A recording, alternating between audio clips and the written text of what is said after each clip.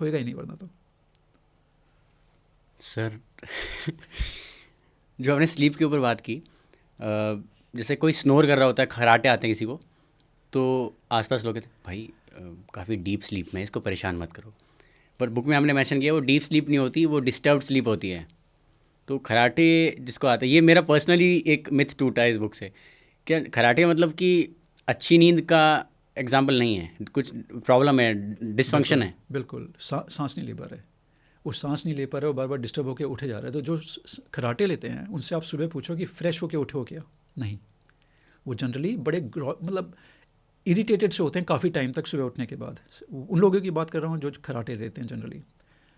Breathing जो breath वे है जो हमारा, वो ऑब्स्ट्रक्ट हो रहा है बार बार बार बार बार बार बार बार, आप उठे जा रहे हो उसमें।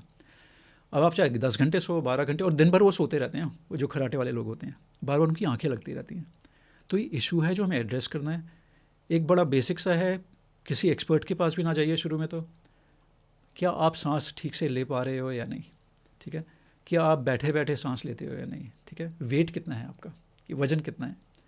अगर हम इन्हीं 2-3 चीज़ों को अगर ठीक से करेंगे, सोने का पोजीशन किस तरह से है, तो उसी से काफ़ी फ़र्क पड़ेगा। अगर आप बेसिक सा समझते हो, आज के टाइम पे ये फील्ड बहुत बड़ी हो गई है जो स्लीप की फील्ड है अपने आप में ही।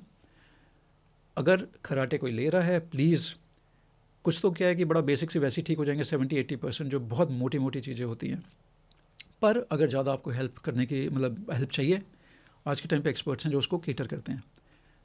जैसे मैंने कहा, दोबारा रिपीट कर रहा हूँ, अगर फिज़िकल फिटनेस ठीक नहीं है ना, अगर आप ज़्यादा फैट है बॉडी में, ठीक है, तो उसमें ज़्यादा इशू होगा आपको।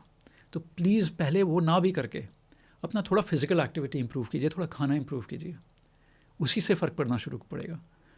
ज़्यादातर खराटे कौन लेते हैं? जो थोड़े से ओबीस होते हैं, जो मोटापा ज़्यादा होता है।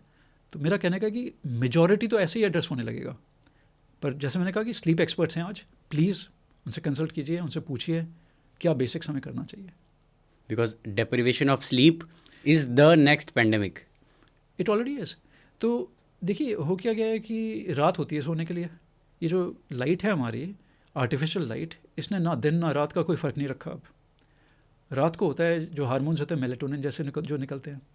ऑलरेडी जब से हमारी लाइट का हुआ है, हिंदुस्तान अच्छा है कि कुछ कुछ चीज़ों में पीछे था।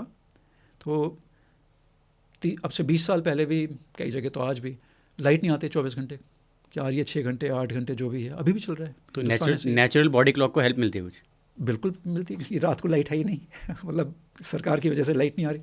अच्छी बात है एक तरह से अगर सोचो। नेचुरल लाइट बहुत ज़रूरी होती है कि उस टाइम आप जागो। रात में जब लाइट नहीं है आप सो।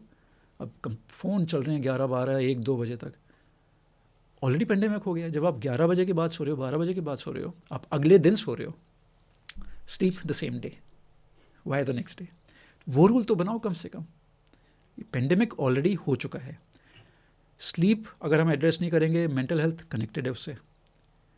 फिर जैसे मैंने कहा, अगर वही दोनों चीज़ें नहीं हम कर रहे, क्या ज़रूरत है कुछ और बात करने की, कि मेरे को तो लिवर डिजीज़ हो गई है, मेरे को ये हो गया।